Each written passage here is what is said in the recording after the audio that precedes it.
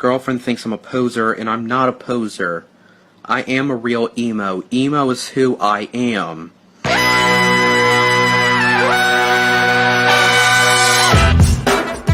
Good morning, sweet world, and welcome to the No Dunks podcast on the Athletic Network. It's Wednesday, April 28th. Happy bump. Nope, not bump. Hump day.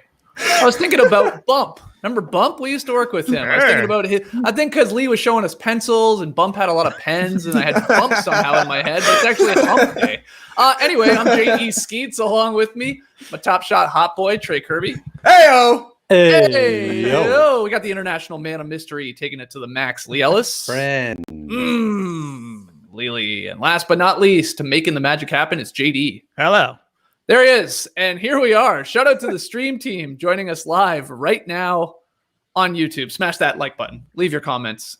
And please, please, please subscribe. We are inching our way closer to 40K, sub by sub. So play your part and subscribe to No Dunks on YouTube.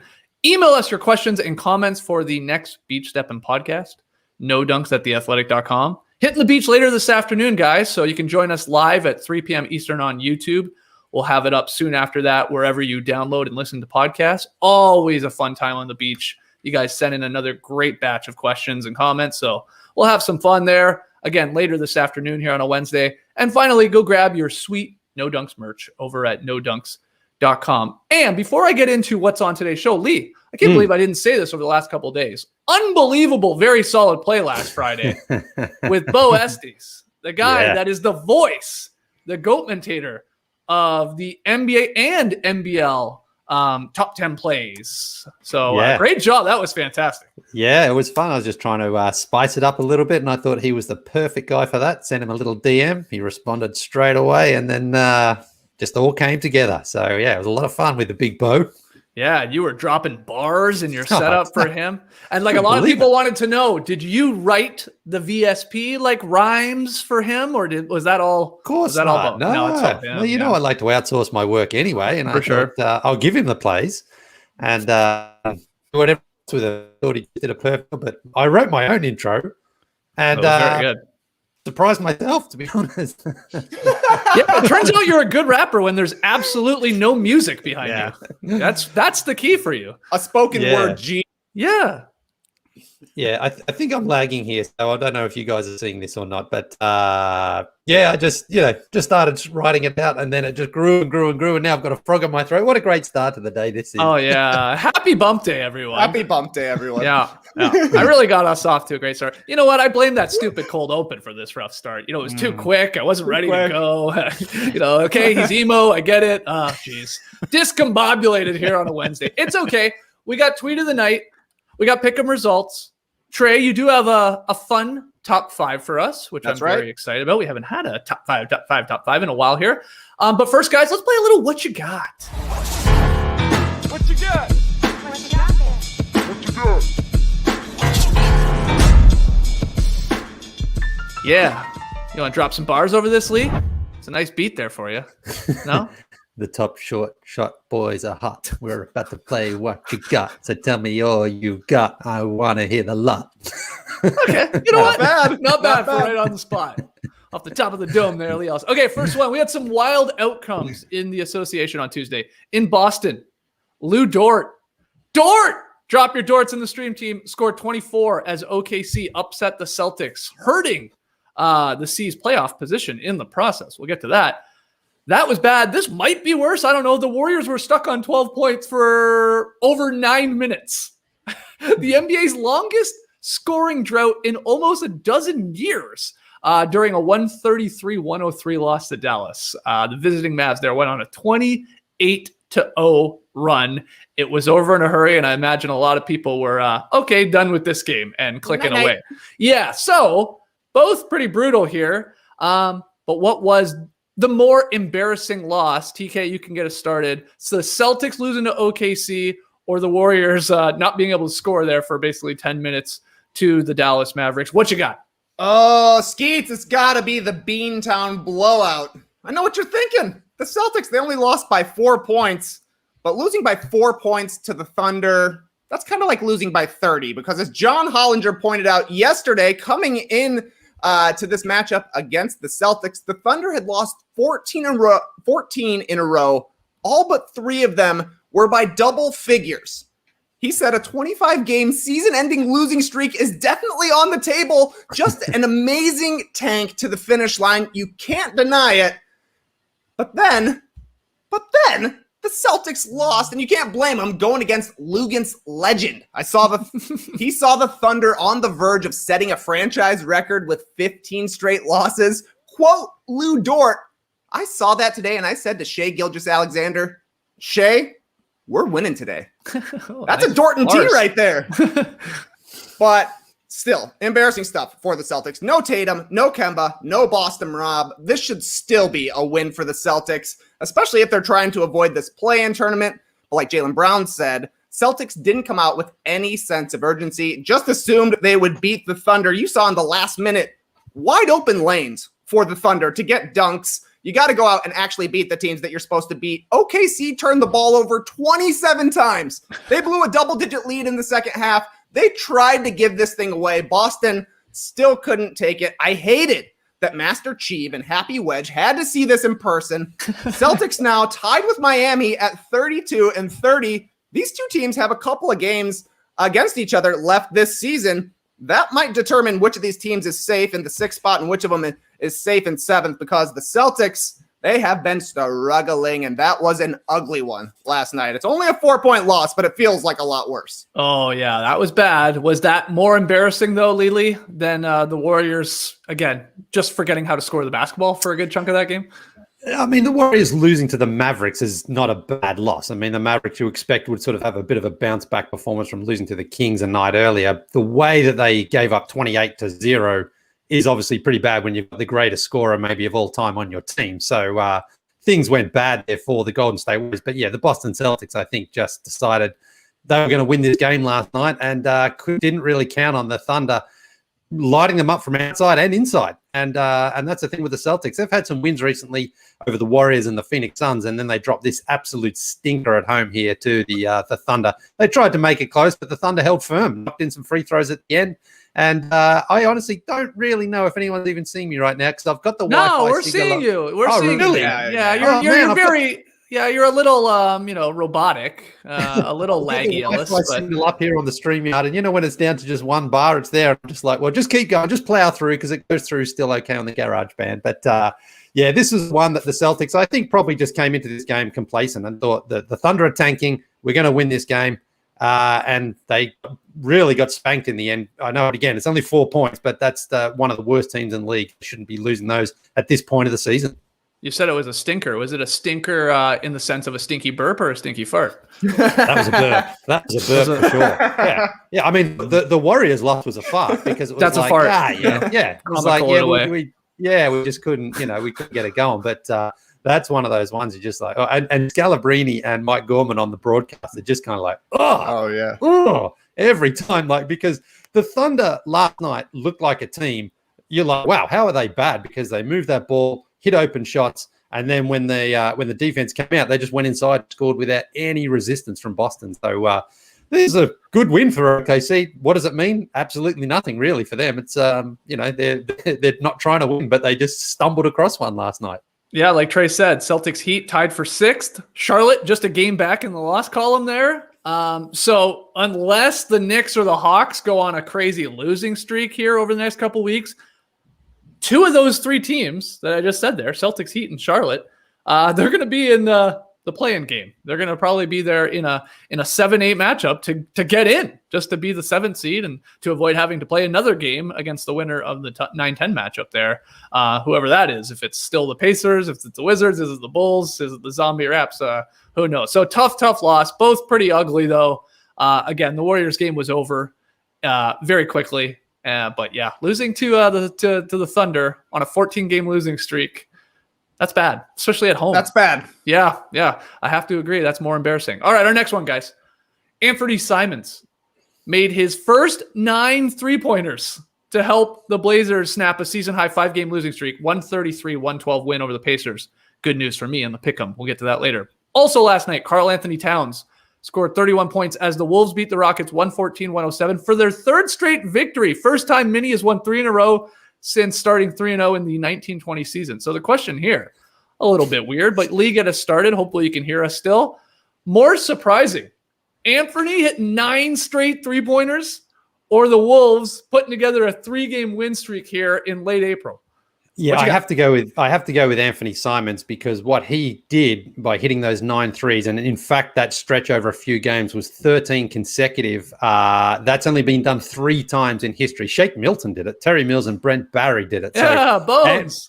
So I go with that. And I also docked the Timberwolves 1 point because it was the Rockets, but their first 2 wins were against the Jazz. So that's impressive. But I sort of thought this could be the game as well that the Wolves just fall asleep against the Rockets. They didn't, so they win. But Anfernee Simons, this is a guy who's not a bad 3-point shooter. And I think the Blazers do have high hopes for him. He hasn't necessarily lived up to those at this point, but he was knocking in those shots with confidence. They were looking for him. And the Blazers needed, considering how badly they've playing lately, they needed someone to come out there and give them a bit of a spark. Lillard was much better last night. He looked much healthier. But to get a bonus like that from Anfernee Simons, I think was great. So finished with a career high, 27 points, 4 rebounds, shot the ball with great confidence. And again, if he can provide some sort of production consistently off the bench for them, that'll be a big boost for them, because I think they do need a guy like that to help spread the floor. So I'm going with that. Congrats to the Wolves. When you first said their first 3-game win streak since 1920, I thought you were having a bit of a joke that it's been 100 years here. But 1920 season. Yes. But yeah, I think just because it was the Rockets, basically any other team, and I would have gone probably with the Timberwolves, but it was the Rockets. So, but well done to the Timberwolves for winning 3 in a row. Okay, Trey, same question, of course. What you got with this? More surprising, Simons with the 9 straight 3-pointers made there, like he was Klay Thompson, or the Wolves winning 3 straight? I think it's got to be the 9 threes, just because, like Lee's saying, the list of people who have done it, not very long. So to get it from Anfernee Simons, exciting stuff. The guy's their current dunk contest champion. There's always the question, who could win a dunk contest and a 3-point contest? Yeah, right. Make 9 straight. Maybe Anfernee Simons is in the mix. Also on that Portland game, I predicted a beef last night. Didn't happen. No. So the Blazers did crush it on the boards, and Enes Kanter had 14 rebounds in 15 minutes. Whoa. That's a roast beef slider. A little smaller roast beef. He had 9 offensive rebounds, but he was being very honest. He tweeted after the game, "Y'all are crazy. I'm not missing shots on purpose to get more offensive rebounds."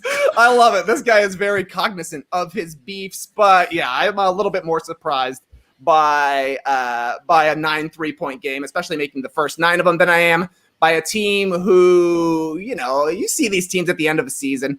Sometimes it's the Timberwolves this year. They've got their 3-game winning streak. The Kings did it last year, put together a nice streak. Yeah. Once the games don't matter, it can be a little easier to win those games when you're a bad team. You just got to come out and actually play hard. And credit to the Timberwolves. They are coming out and playing hard, and Towns is balling right now. So a nice win for the Timberwolves. We just need to see it in, the first 2 months of the season, like you were saying the other day, Skeets. Yeah, I heard the Daily Ding talking today, Lee, on their podcast this morning about, just like you, loving D'Angelo Russell coming off the bench. It's an expensive player to be coming off the bench, but he flourished in that role with Brooklyn at times, and so far so good with Minnesota, because he's coming off again and had another great game, I thought. Yeah, I just don't think he's in that sort of super elite level of point guard in the league to start, but coming off, I can definitely see a Jamal Crawford, Lou Williams type guy. Just comes out there and scores, because he's and still plays a ton of minutes. That's the thing. Yeah. It's like Rubio sort of starts, sets the table a little bit, and then he comes in. Yeah, and I think you could make the case as well. He's a better distributor than both of those guys as well. Like he does pass the ball, he moves it around, but he's got that shot. So I can see that being a role that he would thrive in. But again, if someone sort of said to me, "We want you to come off the bench," I'm not sure how he would take that as a full-time thing. But something there for sure. He looks comfortable in that role. Simons, by the way, I checked it. He was shooting 42.4% from 3 on the season heading into last night's game. He left that win over the Pacers shooting 44.4%. So a nice little bump there. Hit 9 out of 10, I guess, will help you. I didn't realize he had been shooting that well, like overall from the floor. I know he's not Steph Curry in terms of like pure attempts out there, but I remember you and I, Trey, a long time ago. I don't even know how long ago at this point, but like on this very podcast, debating like whether you would include Simons in a trade, like when we were talking about the Blazers maybe trying to shake things up, get another star in there. And he was a bit of a holdup, right? It's like he looks promising at times. You see the flashes. He's super young, of course, even still. And this was, again, a couple years ago, I think, when we were debating it. And we were torn on like, yeah, what do you mean? Like, I remember you saying, like, come on, you're putting Simons in a lot of these deals if you're getting like a star player back. But maybe, the Blazers see something in him, of course, and it's tough to always give up on a young talent that you've drafted and are trying to groom. He just can't do it consistently yet. But yeah, look, hitting 9 threes is pretty special. So maybe he'll turn it on here down the stretch. And honestly, maybe with the way the Blazers season has gone and the way that their franchise has gone over the past couple of seasons, maybe you do hang on to Simons, and CJ McCollum is the guy who is traded. You would think that CJ being in his prime, being, on the fringes of all-star conversations for the past couple of seasons, perhaps he is able to bring back a bigger return in whatever packages, because he would certainly be the star of that package. You imagine that the Blazers are going to have one of these two guys, because Damian Lillard, he's locked in as your backcourt guy. So if the Blazers ever decide to make some changes to the look of their team, I could see either Simons or McCollum being the guy. And it kind of at that point, it'll depend on what the team they're trading with is more interested in. You want a young guy who could develop into a CJ McCollum, or do you want the current McCollum? Let me know. Give me a call. Yeah, good point. As for that Wolves-Rockets game, that was a big game in terms of the bottom of the Western Conference standings. So Minnesota with the win improved to 19-44. They're 3.5 games up on Houston. Houston, I believe Tass had it on What You Need to Know today. They basically are locking themselves into a 50% chance of keeping their pick, because they have to be top 4. That pick is protected. And that's right now, being the worst record in the league, would be their chances, 50% of staying within there. Of course, Minnesota has their own protections on picks with the Wiggins trade, and whether or not they keep that, we'll see. But the Rockets are a cool 4-37 since February 4th. Wow. Again, Coach of the Year to Steven Silas. I believe he deserves it. Okay, our next one. Had some big games from Giannis, from Luka. Lillard, like you said, Lee, had a bit of a breakout game. He looked a little bit Damian Lillard-like from months ago. But I want to know, because you brought it up yesterday, or was it the day before, talking about Booker and Chris Paul and where are they in the MVP conversation and blah, blah, blah, blah, blah. I am asking it like this. Most likely not at the MVP table. Giannis, Luka, and Lillard. Or Lillard. So we have decided that now, it's usually top 5 votes for MVP. I think we've decided there's like 6 people at our MVP table, because that's just a nice number for a table. You get a nice round table. Everybody's talking. Everybody's sharing drinks. But of those 3, Lee, which one is not going to be at the MVP table? That's tough, because we all agree that it's Jokic, Embiid, and Curry are 3. And let's just say it's only 5, like 5 no-dunks guys out having pizza and wine. Who's not there? Well, I'm going to start with who is there. And I think Giannis does put himself in there, because I think his numbers and the fact that he came into the season basically having to convince everyone that he can still win it, because we sort of said, there's no way you can win it this year. Mm-hmm. But he's been great. They have the better record. His numbers are still fantastic. So when I look deeper into Luka and Lillard this morning, it's basically impossible to split these guys in terms of their numbers. Both have played 56 games. Okay. Both average. So Doncic averages 28.6, Lillard 28.3. Yeah. Lillard shoots 43% from the floor, Doncic 48, but Lillard shoots better from 3 at 37 versus 35, or 36 really, if you want. Lillard's much better at the line. In terms of rebounds, that's Doncic clearly. In terms of assists, it's Doncic again by 1 assist. So then if you look at the record, well, the Blazers are 1 game back of the Dallas Mavericks. So, right. It's basically a flip of the coin between those two. I will just choose Luka simply because his numbers are a teensy bit better across the board, and he has 1 extra win over Lillard. That's what. Okay, so Lillard is not at the MVP table. I had to find something to do and to split them. And Lillard potentially, as we are today, misses out on the playoffs completely. Luka would be in the playoffs, right? So I'm giving Luka at the tiniest bump out of those two. But I think Giannis honestly has done enough to get himself in that conversation. Okay. The Bucks are still making, even though it's a less likely charge now for that number 1 spot. I mean, there's 3.5 games back of the Nets. I don't think they get them. But if they do, and again, their record's only 4 games, I believe, better than the Dallas Mavericks. So it's not as though they're 10 games up on them. But that's it. I mean, it was very, very difficult to find a reason why one of them would be convincingly ahead of the other out of the two guards there, the backcourt players. But I just went with Luka because I thought if the playoffs started today, that great word there, that great cliche, the Mavericks are in and the Blazers are not necessarily in. Okay. Trey, most likely not at this MVP table. Giannis, Luka, or Lillard? Who's being kicked aside? I think Lee nailed it. That's exactly my pick as well. Giannis, he's in. He's at the James Harden level right now where you're going to have to find a reason to keep him out of your top 5 because, I mean, the stats are crazy. He's putting up the same kind of numbers he put up last year as an MVP and Defensive Player of the Year, but the Bucks seem to have a little bit less desire to be the best team in the league during the regular season, but I still think Giannis is there. And I'm going with Luka over Lillard there for the last spot at my table because of the rebounds. Lee mentioned it. He's so far ahead on rebounds. I'm kidding. To me, if you ask this question in February, you got Lillard over Doncic. But Doncic has been playing a little bit better than Lillard during the stretch run of the season here. Whereas Luka kind of struggled out of the gate. He wasn't shooting a great percentage from 3, but obviously that has turned around over the course of the season. It's probably going to come down to that last number, though, Lee, the wins. Right now, The Mavericks are ahead, so I've got Luka ahead as well. Yeah, bad timing here for Lillard in having his worst stretch of the season, no doubt. Again, decent game last night against the Pacers, but prior to that, had not been shooting the ball well, had been really, really, really struggling for him. He was, like you said, Lee, what's he average? Like 28 per game, basically. It was over the last little stretch. He was averaging like 22. Yeah. For Lillard, that's like, that's not good. So I think you guys got this one right. I think Giannis is in there. I think Luka is just ahead of Lillard right now. But damn, league's looking pretty good when Lillard, having the season he had, very likely will not. I don't even know. I guess Lillard's going to still be top 10 when it's all said and done in terms of votes.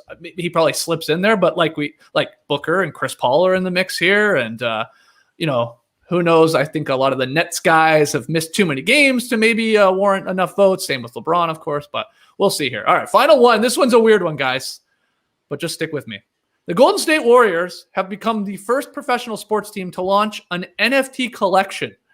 They decided to create digital championship rings to commemorate each of the team's 6 NBA titles, as well as digital ticket stubs from some of their most iconic games. If you're joining us on the stream team or you're watching this on YouTube, we're showing you this pretty slick website, if I'm being honest here, that you're going to be able to go bid on this stuff, these NFTs, non-fungible tokens. The rings there spinning away. Oh, what's that one's opening? Whoa, look at that. I forgot about that part. Yeah, it's very, very cool. Warriors ring comes apart and turns into a spaceship. Yeah, so and then there's like a weird super ring there with all of them. My goodness.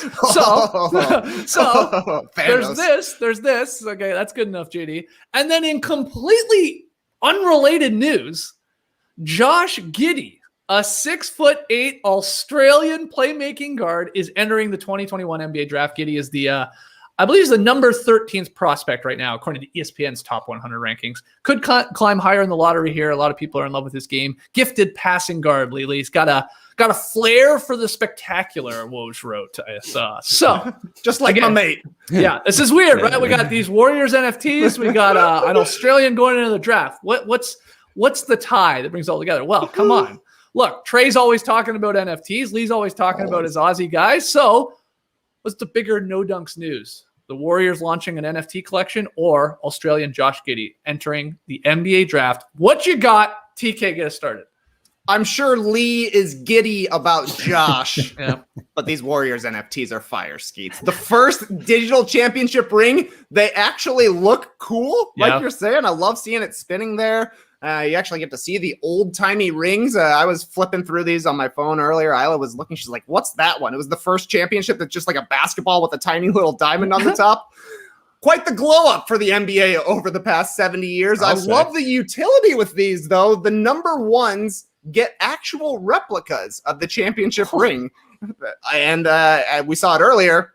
There's the Thanos ring that's there. Combines all 6 Warriors rings. You put it in, snap, they win another championship, and you get a 1-of-1 actual ring. Right now, the bid is at 10 ETH, which is about $27,000. Wow. I hope that's Guy Fieri getting in on that one. Personally, gotta be a Warriors super fan to be rocking the Thanos ring.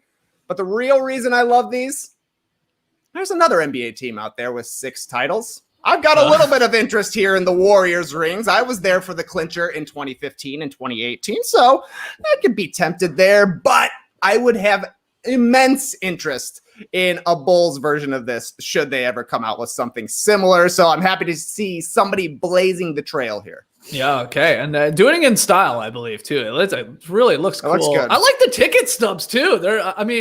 I can't remember if I shared this before. I went on a weird eBay run about a decade ago where I was like purchasing old NBA ticket stubs. Not really sure why, but I have them all, and like they're just really random. But I just thought they looked cool. I was gonna like do something with them, like turn them into an art piece. I never did. But anyway, these are showing you again here these virtual ticket stubs. I did notice they didn't have they had the final regular season game played in the Oracle, but I couldn't find the final playoff game played in the Oracle. That was surprising to me. Yeah, I was trying to find that as a Raptors fan, but I couldn't locate it on the website. Maybe that you have to unlock it somehow. Anyway, Lee, Trey's going with the NFT collection here from the Warriors. What about you, though? Bigger no dunks news. You going with your Aussie mate? Well, just before I get to that, I think people see what the Warriors do. I think the Bulls are absolutely going to do it as well. I mean, it seems like it's money for nothing teams to produce this stuff. So I think they're going to do it, and then everyone will start producing it. But yeah, I'm going with Josh Giddey because his dad is another guy who I watched as a kid playing for the Melbourne Tigers with Andrew Gaze. Warwick Giddey was his dad. And Gazy and Giddey, who could forget? Yeah, well, Giddey was G&G Music Factory. He was, he was the guy, the junkyard dog of the Melbourne Tigers team. Scrappy guy. So I to be honest, I haven't seen much of Josh. I've seen the odd highlight here and there, so I have no idea if he's going to be a good player or not. But the fact that he's projected to go fairly high tells me that he's got some game out there. So it's incredible when I see so many of these guys going back, to Dante Exum, Ben Simmons, Jared Utoff. He had a cup of coffee in the league. I don't know where he is these days. So many of these guys, I watch their dads playing, and they're much better than their dads. They're playing in the NBA. It's incredible. Jonah Bolden was another one who was there with the Sixers there for a while. So it's wild, man. It's like, and the thing is, Warwick Giddey, like he played 30 years ago, so he must have waited, I guess, until the end of his playing career to have any kids, because Josh must only be 18 or 19, and Warwick, he hasn't played in 20 years, I'm sure, in the NBL. So I guess he just was like, yeah, I'm getting my playing career done, and then I'm going to start a family. I don't know, maybe he's got some brothers, I don't know, but it's just wild, man. Like the NBL had a boom time in the early 90s in Australia, and now we're seeing, like Brett Brown was the coach of one of the teams. I mean, it's wild stuff. Well, just think about it, Lee. People are going to be saying something similar in 30 years when Little O, when Oscar's got his own podcast talking about hopes. And like, oh my God, that's the son. That's the son of Lee Ellis. That's the guy with all the pencils. Yeah. Well, he started shooting on the big hoop here too at home. So whoa. He knocked in. How's the form look? Well, he needs a little bit of work, but he knocked in a career high. He had a career high 16 makes the other day in one day. So wow. I shot like 400 times, but volume. Yeah, he had two. Yeah, he had two in a row, and like his big brother said, when they have a swish, they call them freshers. So he had a couple of freshers there that he was pretty excited for. So maybe something's on this way there. Who knows? It'll be funny if one represents Canada and the other represents America at the Olympics, and they go against each other. That'd be awesome. Oh, that'd be fantastic. Yeah. What would Dickie even do? What would Grandpa do? He'd just be on happy. the side. He'd be like, wasn't it the Currys did that when the Blazers played the Warriors in a playoff series? That's right. Like Dad wore the one jersey, Mom wore the other jersey. I think that's right. Yeah, Dad would probably coach one for the first half and the other one for the second half, and just pass it around. That's what I remember when Dad used to coach us. Just pass it around. Everyone, just pass it around. Keep everyone involved. Okay, excellent. All right, well that's what you got. Again, weird one there to end with, but let's hear from everybody out there in the stream team. Drop your answers in the YouTube comments. Heck, tweet at us if you want. If you're listening to the podcast, what you got there with all four of those? Okay, I pitched to it earlier. It's been a while. Time for some top 5 fun. Top five. Yeah, top 5. TK, what are we working with here today? Oh yeah, it's been a minute, Skeets. I don't even remember the last top 5. But what are we working with today? We're working off of a tweet from Antoine Azarad, who tweeted us and said, "You guys talked about the different Porter Juniors on yesterday's Daily Show. Otto Porter Jr., Kevin Porter Jr., Michael Porter Jr. Every Porter in the league right now is a junior. Right. Antoine says, how about a junior top 5? Who in the history of the league has been the best junior? The name has to include junior, no former players' sons. I will be skirting that part of the rule a little bit, but I think you guys will agree that it's legit. But these will be your top 5 juniors. But first we will start. Wearing junior on the jersey is a pretty recent phenomenon. As far as I can tell, there are 17 players who have ever actually had junior on the back of their jerseys per Basketball Reference. Take, for instance, Mike Conley. He's Mike Conley Jr. We remember his dad from the Olympics. Yep. He came into the league as Mike Conley Jr., but he's worn Mike Conley on his jersey. Well, he's just worn Conley, actually. But you get it. Yeah. Nonetheless, you guys want to try and name the 17 players who have had junior on the back of their jersey? I'll give you the ones that you certainly won't get. Walt Lemon Jr., only Bulls fans will get that one, had 3 20-point games. Vernon Carey Jr. is the only active guy that I think would be a tough one. He's played almost 20 games, I think, for the Charlotte Hornets. But sure, give me a quick run through here. Okay, well, Jaren Jackson. yeah. Yep, good. So Porter Jr. Yep, all of them. Yeah, all 3. Yeah, 3, yeah. Is there Jonte? Is Jonte Porter? No, he's not a junior. He's the one that's not. Never mind. Okay, Right. So all 3. Gary Trent. Gary Nice. Trent Jr., good one. Yeah. Oh man. Skeets, you love this guy. You think he's going to go for 50 every time we ask the question. Oh, Tim Hardaway. Yeah. There you go. Nice, How about this guy? Maybe the most handsome guy in the league, but not a great 3-point shooter. He's got his own oasis. And this is a guy who came into the league with a junior. You don't hear it as much these days. Wow. Kelly Oubre Jr. Oh, Kelly Oubre. yeah. Very handsome. Very handsome. Okay, so the juniors maybe not as memorable as I was hoping for you No, guys. not really. There's a lot of them out there though, so I'm gonna skip this. We're gonna go straight to our top 5 juniors because you guys are letting me down a little bit. To be completely honest, like where are you with Wendell Carter Jr., Skeets? Come on, Derrick Jones Jr. You love Derrick Jones Jr., Troy Brown Jr., TDJ. Come on, That's guys. a good one. I wouldn't have got that one. Your top 5 juniors. Here they are. At number 5, J.R. Ryder. Drafted as a JR, eventually started going by Isaiah. His name was Isaiah Ryder Jr., a good scorer, eventually got a ring with the Lakers, even though he wasn't on the playoff roster. Pretty troubled guy off the court. But he makes this list solely because of timing. We saw that crazy near miss from Joel Embiid a week ago. Would have been an all-time legendary make. J.R. Ryder has one of the league's best random makes in history. This is on his Wikipedia page, just chucking the ball over his shoulder. Freshy. So fresh on bump day. Look at this. Oh my god. This is a swish from 35 feet. I think somebody called this the play of the decade. Like, if this is the play of the decade in the 1990s, I will disagree with that, but it is certainly a memorable shot. And that's the kind of thing where it's like, we've got the Devin Harris half quarter. We've got that crazy shot from Isaiah J.R. Ryder. Embiid's would have fit in perfectly there. Yeah. Rex Chapman's got one, I think, as well. That's a crazy make like that. So that is why J.R. Ryder is making the list here. I didn't know he was Isaiah Ryder Jr. I never had put that together. That's where the J.R. Ryder came from. Didn't know that. Okay. Learning things here. All right. At number 4, Antoine said no NBA Suns, but I got to include one. At number 4, Jaren Jackson Jr. Yeah. I'm going with JJJ for a couple of reasons here. Number 1, when the J becomes part of your nickname, I think that's big. Yep. And JJJ's got it twice because people call him JJJ, people call him Triple J, and he ain't Jeff Jarrett. I love it.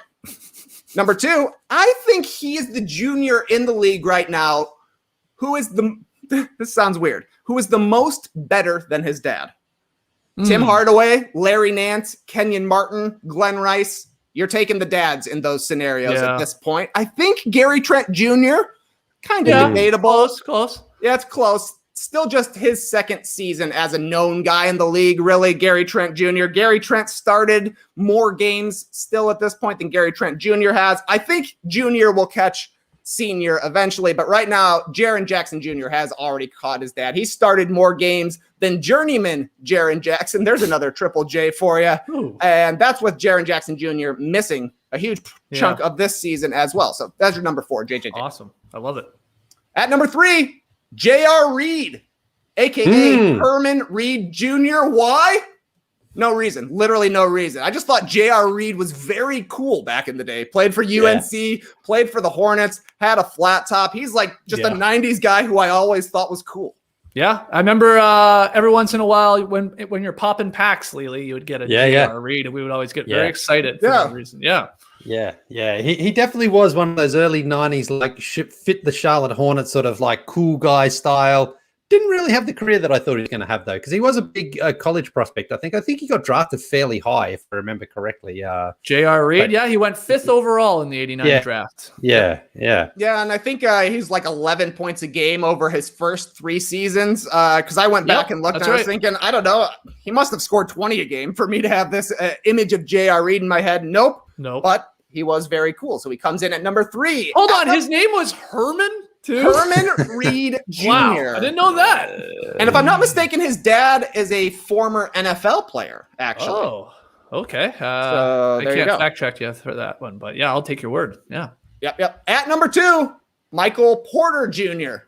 He comes in at number 2 because the junior has become part of his nickname as well, MPJ. I almost called him MPB and J, but it's just MPJ is the nickname. We're living in the age of juniors on the jersey, and since he's the best one right now, I got him ranked highest amongst active players. Y'all think that's fair? Yeah, sure. I think so. I got no problem with that. All right. Excellent. At number 1, I'm sure you've already guessed it at this point, J.R. Smith. J.R. Smith, I know what you're thinking. Wait a second here. Isn't he Earl Smith III? Not even a junior? Well, I disagree. JD? Junior Smythe. Junior Smythe. Wow, it's been a while. It's been a while. I hope you're listening, Matteo. My man loved Run for the Cube or whatever it was called back in the day. What a way back playback. Junior Smythe. That's who all the people wanted to come in number 1 on the top 5 juniors list. So we had to give it to him, even if he's not technically a junior. Close enough. Roll it one more time, please, JD. Junior Smythe. Junior Smythe. Still perfect. Still so good. Early basketball internet was a little different. You could get, 500,000 views just from saying a name hilariously. I'm trying. I feel like Mike Dunleavy had a really good one. there was a lot of good ones. He was a junior too. He was a junior. Oh, good one. So a lot of people on the MDJ. stream team are saying, where the hell is Steph Curry? Isn't he a junior? Wardell. But he's not a junior, I don't think. Isn't he? No. He goes by number 2, I think. He is. He's a second. Yeah, he's a second. So, there's technicality for you. Well, that's the thing. If you throw junior into Basketball Reference, which was my first stop on this journey, you get all the juniors out there. The most surprising to me, I would say probably the best junior in NBA history, Irvin Johnson Jr. Wow. You may know him better as Magic. Wow. So, there's a lot of juniors out there. It's also very funny. If you search for JR period in Basketball Reference, what do you think is the very first name that comes up? JR period? Is that like on the back of a jersey you would see well, J.R. Reed or something like that. I don't know. You would think it would be somebody who's a junior, but it's actually Rodney Stuckey because one of his nicknames is Curtis Jackson Jr. Oh. Because everybody thought he looked like 50 Yeah, right. Okay. Man, just dropping mad facts here with this top 5. Here's a question. Who's the greatest junior in all of sports, Lily? Who gets that honor? Ken Griffey Jr.'s got to be high on that list. Is there anyone in the tennis world or cricket world or race car driving world? They don't instantly come to mind because I just don't think of any. Junior Seau? Yeah, that's a good one. I don't like this person at all, but Floyd Mayweather's a junior, I believe. Oh, is he? Yeah, he is. Okay. I think it's Ken Griffey, by the way. Ken Griffey's good. I was actually a little nervous to do this. I was watching a baseball game over the weekend, and Tim Kirkjian did his top juniors in baseball history because, like you're saying, Ken Griffey Jr., Fernando Tatis Jr., Ronald Acuna Jr., like some of the biggest stars in baseball are juniors. But I continued watching this game, and just like I'm seeing in the stream team here, the suggestions for juniors are ridiculous. Like this guy, Tim Kirkjian, is like, and now I got Junior Felix texting me saying, where's Junior Felix on your list? Felix, hey, he played for the Blue Jays. Come on. And now we got people suggesting Dale Earnhardt Jr., Carlos Sainz Jr. Somebody hit me with an Al Unser Jr. to really make me feel great. There are a lot of juniors out there. As it turns out, if your dad was a professional athlete, you might get some good genes here. You might be able to make it to the league as well. A lot of people saying, Lily, I can't believe you didn't say this. Neymar is a junior. Brazilian soccer player. Yeah, he is. Again, but he doesn't really go by it. Nah, not really. No. Like there was a Junior Murray who played cricket for the West Indies, but that was his name. He wasn't a junior. He wasn't Junior Murray Jr. Yeah. Roy Jones Jr. Yeah, wasn't there a Canadian baseball player named Stubby? Oh, yeah, Stubby Clapp. Yeah. Nothing will ever beat that to me. Because, you immediately think of the Stubby beer bottle. Yeah. Oh, yeah, you had those in Australia for sure. Yeah. We had a Australian rules football player called Willie Dick. Willie Dick. Was he good? Nah, not that good. Nah, great name though. The schlong got in the way. Yeah, he played with Shea Cockatoo Collins. Wow. Yeah, I know. The Cockaboys. Oh, great. Okay, awesome. The facts keep coming here. Great top five. Let TK know though who he missed, either in the NBA world of juniors or just the entire sports world. Let us know in the comments below. Help us defeat the algorithm as we do so. Lee, it's time for tweet of the night. Tweet of the night. Wow. Twitter. What do you got, Lily? Yeah, well, I've got a video to play, but it actually works okay for the audio fans as well, the audio listeners, because it is just audio. You don't really have to see it. And it comes from Chris Hayes from All In With Chris last night on NBC. He had Dr. Anthony Fauci on, and they were a little upset. You and I have talked about a timeline before, specifically around the thing that I missed probably the most of pre-COVID life, which is playing pickup basketball indoors with people. And we talked about the safety of that. You had at one point said, look, we're looking at winter of 2021, sometime in that November, December range that, you and I can maybe play a little pickup or, I could play pickup. I don't know. Depends if you're still game. Point being, are we closer now, given the rate that we've been vaccinating at?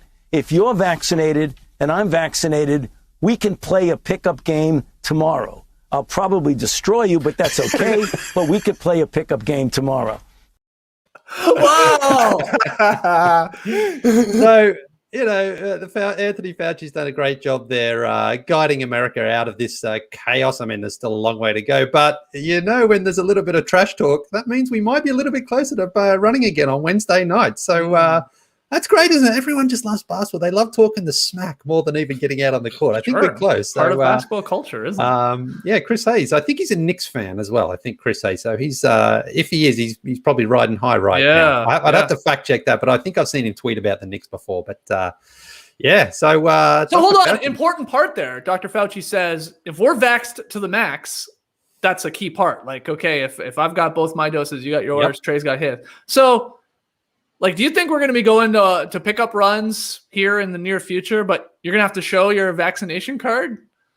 I wouldn't mind doing that. I'd be happy to do that. Right. I wouldn't. I guess if you're playing with friends, you either just can take them at their word. But you pick up runs, you get a bunch of strangers showing up or friends of friends and stuff like that. I'm just I'm literally wondering out loud, is that where we're going to get with this? I noticed the court up the road from my place, they've actually got the hoops back up on the outside court. So, I think that's probably where I would start first. But, it's one of those things. Like, I wouldn't be offended if someone said, you can come and play. You just got to bring your vaccination card. Sure. Okay, no worries. That's fine. But, there'll be people out there, you're infringing on my civil rights. Like, come on, man. Just get vaccinated, then you can go and play. That's all we're asking. Who do you have in a one-on-one game though? You or Fauci? That's what I want to know. Well, I hope it's Fauci. I mean, if he's talking trash in prime time, he's got to back it up. So, yeah, let's get him on the show. Let's just see how good his basketball is. I mean, I don't know this for sure. I feel like he's a tiny guy, right? Yeah, I think so. But hey, that's all right. Schumann's a tiny guy, but Schumann gets inside. Jesus. Why are you doing that to Schumann like that? Hey, you've played against Schumann. He throws his body Schumann's around. good. Yeah, that's what I'm saying. I don't think I'd call him tiny. I guess he should. Big Schumann's 5'9". Yeah, exactly. Like he's short, I guess. Yeah, I mean, tiny though. When I think tiny, I thought Fauci was like maybe 5'4" or something like that. Am I going crazy now with that? I'm looking up Fauci's height. How tall are you? Someone Fauci's height. I'm scrolling Chris Hayes' timeline because I saw a tweet about him. I don't know. He had some NBA tweet recently that I wanted to reference, but I can't find it here. Here we go. Here we go from last night. Important question. Is Kelly Oubre Jr. the best looking player in the NBA? Discuss. Wow. Maybe. He's very, very handsome. There's no Al Horford is still a sexy man. He's not playing anymore, unfortunately. Fauci, first thing that came up, Lily, 5'7". Okay, so that means he's 5'6". We all know that. And apparently he led his high school basketball team. So he can hoop. He's got a bucket, man. He's a bucket. Really good basketball player. I'm reading some article right now. I'm scrolling it, obviously, from like 2020. So, it says right here, 5'7" listed, but he's more like 5'5". Okay, he's tiny. That's my point. Listed? Where's this listed? Tony. Wow. Oh, there we go. 58 yearbook. All right. Okay, everybody get vaccinated so we can all play hoops. All right, Lee, I want to see you out on the court soon. We're vaxxed to the max. Let's do it soon here, right? Yeah, I'm done. I'm ready, man. Ready to go. All right. Good. What do you think are the odds that we have Chris Hayes versus Dr. Fauci at halftime of the next All-Star game? You know that the NBA loves to bring in some celebs. They love to do something interesting during an All-Star weekend. We've seen Charles Barkley race Dick Bavetta. We've seen a 3-point contest with Kevin Hart shooting on a tiny hoop. It sounds ridiculous, but I don't think it's outside the realm of possibility that you could see a one-on-one game between Chris Hayes and Dr. Anthony Fauci. Yeah, I don't think it's that far-fetched. I'm giving Hayes. Yeah, I think Hayes should win, but maybe Fauci's just got the outside old man game. Yeah, you know? I think so, man. He was leading his high school team. It's fantastic. But they probably didn't have the 3-pointer when he was in his prime, so was he adopted? Who knows? He was playing on peach baskets, basically. This guy with the big old calves of his. All right. Good tweet. That's a fantastic tweet tonight, especially for even all you big fans of audio out there. Works for them too. They can get in on this. Yep. As you said, pitching to it. Okay, pick up results from last night. It was the Blazers in Indiana, Portland, favored by 5.5. Had to win by 6 or more, despite being on that 5-game losing streak, and they came through. Pick 'em results brought to you by BetMGM. I forgot to say that part, so I needed it and I got it, and I'm trying to get back into this thing as we run out of time here in April. I had Portland winning big. Trey had Portland winning big. So I'm 8-11. I'm in last place right now, but Lee took the L. Tass took the L. So Tass is 11-8. He's fine. He's in the clear. Trey, those 10-9 now, and Lee, you're 10-9. I'm 2 games back from both of you guys. It's Wednesday here. We got Wednesday, Thursday, Friday to pick from here for the month of April. So I am technically still alive. Tonight's game, Tass picked it. Hornets, Celtics. Woo! 2 teams there trying to stay out of the play-in tournament. Both a back-to-back situation because the Hornets lost to the Bucks last night. Celtics obviously lost to OKC. Dort. Boston's favored by 7.5, gentlemen. 7.5 points, the Boston Celtics. So Vegas expects them to bounce back. Let's find out who Tass has first here, JD. I've got the Celtics in this one for all the reasons you guys said, or didn't say if you're taking the Hornets, or are about to say if you haven't talked about them yet. Way to cover all your bases there, Tass. Smart. Okay, so Boston for Tass by 8 or more. Lee, go ahead. Yeah, well, I do expect to bounce back, and I expect Jason Tatum to play. Kemba won't, but I think the Celtics are going to come out, and they've also got the revenge factor. They lost a pretty big one to the Hornets a week ago. I don't know, Friday or something like that. So I expect Boston to cover that 8 points. Wow. Okay. TK, this is obviously huge here. Where do you want to go in this Hornets-Celtics game? You got Boston winning by 8 or more? I mean, that's a huge line. That's a huge line for a team that has been seriously struggling. What's the deal with Boston Rob Williams? Is that guy going to play? That, to me, is the biggest question because the Celtics really don't put pressure on the rim without him out there. Nonetheless, I'm going to go with the Beantown Boys as well. You don't lose. I mean, you don't lose by 30 and then lay a dud the next time out. Oh, my God. I mean, I almost have to take the Hornets if you guys are all taking the Celtics. I mean, I'm getting a big line here against a team in Boston, like you said, that is not playing phenomenal basketball. The Hornets are a scrappy bunch. You know, like, I guess, what did they end up losing by last night to the Bucks? It was around 8 points or something like that. So it could be one of these close ones. Give me this, the Charlotte Hornets, though. I'll take them here. I got to swerve. This basically will decide it. This will be big here. I need the Hornets to cover. They only got to lose by 7 or less, or of course, go get that victory. All right, I'm taking the Hornets. Everybody else has the Beantown Boys. Big game. Can't wait to tune into that one. That's it for us here with the No Dunks Daily Show. But later today, Beach step in, putting our toes in the sand to read your emails. Send them in, by the way, nodunks@theathletic.com, or you can tweet them in at NoDunksInc. But join us live here on YouTube at 3 p.m. Eastern as we read your questions and comments there on the beach. Always fun. Please like, comment, and subscribe to No Dunks on YouTube. Grab your No Dunks merch over at nodunks.com. And if you haven't already, subscribe to The Athletic. Go to theathletic.com/nodunks for fantastic, obviously, reporters work on all the NBA teams. Great podcast too, ad-free if you want. Have you guys been listening still to the Shattered Knicks podcast on The Athletic? It is fantastic. And there's a great accompanying article right now about, they got the Sopranos basically back together to pitch LeBron James on coming to New York when he was a free agent before the decision. It's really cool on the Shattered podcast. Mike Vorkanoff with the article there too, breaking it all down. Like, where is this lost tape basically? Like, it's Tony Soprano and what's Carmella. Carmella, thank you. Like, got together for this thing. And so people are like, is it canon that Tony is alive at the end of The Sopranos? Like, there's this whole thing. Anyway, check it out, theathletic.com/nodunks to get your Athletic subscription so you can get all the podcasts ad-free, and you can obviously get all these fantastic articles. Okay, guys, we'll see you later today. Clipper Bros. You heard it here first. Have a great time. Turn up. Love you guys. Awesome. Thanks for joining us, and remember, have a blessed bump day. Embrace the bump, people. You could stay